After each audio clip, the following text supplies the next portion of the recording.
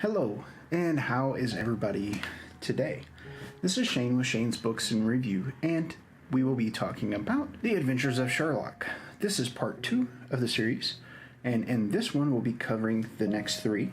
The Adventures of the Blue Carbuncle, which was of January of 1892, followed by The Adventures of the Speckled Band, which was February of 1892. And last will be The Adventures of the Engineer's Thumb, which was in March of 1892. So in the 7th publication, booklet, chapter, whatever you want to call it, which was The Adventure of the Blue Carbuncle, that was kind of an interesting little story in its own right.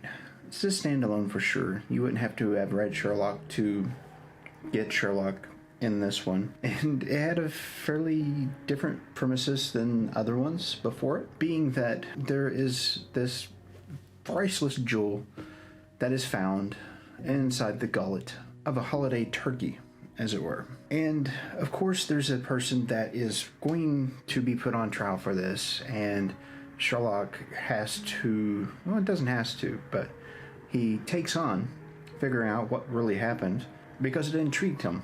And of course, poor Watson gets pulled along with him along in the journey. And essentially, the story, it was enjoyable of its own right. There's a couple little twists on it. The first being that it was a very rare gem that was stolen in the hotel room. Now, the premises of the story is there is this priceless gem that's in a hotel and it gets stolen. There is a former convict that gets arrested for the crime, but Sherlock doesn't quite agree with what's happening. He thinks that maybe there's something a little bit more whenever he starts to look into it. It was a friend of his that discovered the jewel in the throat or gullet of the turkey. So Sherlock uses his usual methods of putting an ad out in the paper, addressing the gentleman that he thinks the turkey would have belonged to. And of course we have some of the usual pontifications from Sherlock, and his untypical for that time period perceiving things that other people wouldn't see when looking at ordinary items, such as a hat. Now with this hat, he was able to determine whom the owner should be because of stains on the hat, a hole through the hat, that his wife doesn't brush it anymore, and that the gentleman had lost the love of his wife, otherwise the hat would be brushed. But of course he tests Watson and takes Watson through the entire spill. Now after he gets done with his little charade of showing Watson this is how I came to this conclusion, it just so happens that the gentleman comes calling looking for his turkey, and they test him to find out if OBP, as it were, or HB, 2 letters, were indeed if he knew anything about it or not. And the gentleman was just concerned about his turkey, his goose. He just wanted to make sure that he was able to take it home to his wife, and really, he was absolutely innocent. So Sherlock finds out where he got the turkey from, and then goes and investigates that place. Now, the proprietor of that place doesn't want to tell Sherlock anything. He's like, nope, I've already been asked about this multiple times from multiple people, and no, I'm done. You're not going to get anything out of me. And Sherlock was like, well, let's play a game. I'm going to bet you some money that this is a particular type of country-bred fowl. And of course the guy's ego made him get his ledgers and this, that, and the other, and walk Sherlock through where he purchased it from, which of course gives Sherlock all the information he needs. But whenever he was finishing the questioning of that individual, somebody else showed up, which was actually the individual that had took the gem in the first place. They get the information from him of the room was open, he walked in, he took the gem, and disappeared over to his sister's house, which happened to be the same person that was in the ledger. And he got to thinking about what he could do to hide the gem. He knew that his convict friend would be true to him because of the dirt he had, and so he was going to go visit him. But then he had an idea of just shoving the gem down the turkey's throat, and then he'd be able to walk anywhere. Now, at this point, Sherlock and Watson could have gone a couple different ways. They could have took that gentleman and turned him in for the theft, but since he was the only true witness, quote unquote, even though he had falsely given statements to the police of the ex-convict that would have gone back to jail, they ended up making a bargain instead of the guy that stole the gem would disappear, so the case against the other gentleman would dissolve, hence freeing a man that was actually innocent. And next we have The Adventure of the Speckled Band,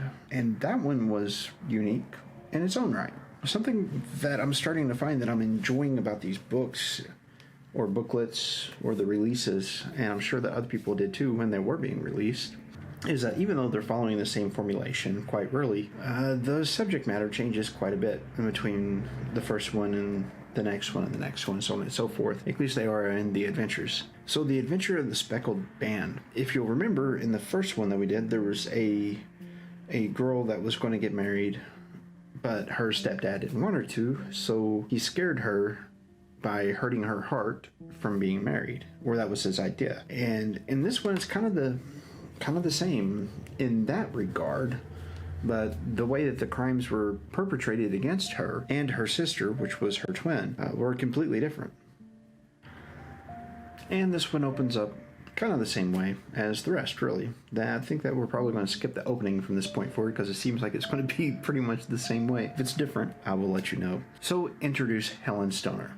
She shows up in front of Watson and Sherlock, and of course Sherlock does his usual thing of, hey, you must have come from a far distance, and you rode in one of these, and this was your trip, and when you started. Of course, blew her mind. Helen has a dilemma, and that dilemma is that her sister had been killed,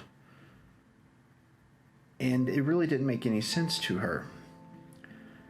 She had described that her twin sister, they were being twins, shared a common link, that she felt like things just were really odd in the way that she had died, being that she was hearing whistling at night and that there was this banging sound or like heavy metal hitting heavy metal. She was concerned that her sister had pretty well just died of fright for no good reason, and she only wanted to get down to the bottom of it. Now, she does tell Sherlock that she really doesn't have a way to pay him at the moment, but once she has this particular event happen in life, then she will show him her gratuity and repay him. But these sorts of things usually don't matter to Sherlock and or Watson. It's more over figuring out the mystery that's most important to them, or so it seems. And with her descriptions of everything, Sherlock and Watson decide that it would be best if they went there to check it out for themselves. Now, before Sherlock and Watson take off to visit Helen Stoner in her house, her father shows up, and he puts Sherlock through the ringer saying, I am a man, I'm manly, I'm super strong, look at what I can do, and bent a fire poker and threw it back into the fireplace. Then Sherlock goes right behind him after he had left and bends it back. Now, upon arrival, of course, her father isn't there, and they go into her room that she's now occupying, which was the same room that her sister was occupying before she died. They do a quick inspection of the floor, of the walls, and eventually Sherlock has her close the blinds to see if they can be opened from the outside, and they can't. But then he sees something that nobody else, out of the years of that being there, hadn't. That the rope pulley next to the bed was indeed not a rope pulley, but a rope attached to a hook. And that there was a small ventilation hole, and I do mean small, about that big, maybe smaller, maybe more like that, right next to the rope. And that the bed was clad to the floor. He looks around and finds that from her bedroom window, they can see an inn, and they go to this inn and chill out there. And of course, there's a super secret signal of she's just going to light up a hemp and all that kind of thing so they can sneak in. Now, the nighttime has come, and Sherlock and Watson are sneaking into the house, and oh my goodness, what's this? There's a baboon outside. Because the man is rather eccentric and quite apparently had undergone training in the East, so he has an affection for animals that are a little exotic. Apparently there is a cheetah and a baboon on their properties. And we had another scene where Watson was acting much like the little smitten adolescent boy right outside the window, or at least that's the way that I took it. My mind might be completely misportraying to me my take on Watson, but if that's not the case, then we did indeed have another little adolescent teenage moment when Watson takes off his shoes and is going to sneak into the window with Sherlock. Now, once they get inside, Sherlock whispers into Watson's ear about, we must be completely quiet. It might be the end of your life if you're not. And so then he clabbers up the window and gets his supplies out. But there was one thing that did stick with me that was kind of prolific to me was the claim from Watson that image of him closing those and them going into complete dark was an image that he quickly wasn't going to forget. And then it kind of unsettled him a bit. Now, let's fast forward a little bit, shall we? At this point, we have Sherlock and Watson in a very dark room, and they're just sitting there and waiting. Now, eventually, there's a smell that starts to fill the room, and they realize that a dark lamp has been lit. Now, for those of you that don't know what a dark lamp is, it's like a black light, but it's fire-based. I did look this up. I thought I knew what it was, and I was mostly right, but completely wrong. It's fairly interesting. You guys should check it out. Anyway, they start to get that smell in the room, and it gets stronger and stronger, and eventually they start hearing dry, grasping sound. And eventually Sherlock springs into action, beats the living fire out of something on the pull chain that's not a pull chain, and then they hear a ferocious yell from the room next door. And just so happens it was the doctor, which was the father, that had got bit by his own super venomous snake from India. And it had indeed put an end to his life, much in the same way that Helen Stoner's sister had. There was another little quote from there, which will be a paraphrase, but where Sherlock was talking about, yeah, I did end the doctor's life, but it's a shame when a trained mind goes to criminality. That was a fairly interesting idea, because it would be, wouldn't it? Now, for the next and final one on this little video. The last one was super long, so I figured I'd break it up into 2 more parts, if you guys don't mind. I hope that you don't. The Adventure of the Engineer's Thumb, which was March of 1892. And this one's a little bit lackluster. This one I didn't dislike it, but I didn't much like it either. And that's the way it's going to be. Anytime you read a book, or if you read a lot of books, eventually you're going to find some that are from authors that you like, and you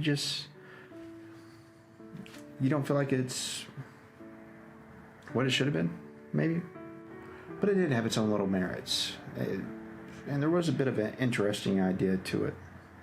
Victor Hatherley shows up at Watson's, I guess, House of Surgical Curiosities, if we want to take it that direction, and recounts a tale to Watson and to Holmes about how he is an engineer and he fixes things, and he was out a couple of different things, including his thumb. Even though things didn't go the way they should, he felt like it was a complete waste of time for him, and that might have been the reason why I didn't like it, because it wasn't satisfying in that, introduction, peak of the story, and then end of the story. Moreover, it was just this guy complaining while he's having some surgery done that not only did he lose the money, he lost his thumb and got attacked for something. But Holmes and Watson, being whom they are, figure out quite quickly that this isn't necessarily a machine that would have been making what they said it was making, which was compressing mud into bricks, because there was this metallic sheen all around it.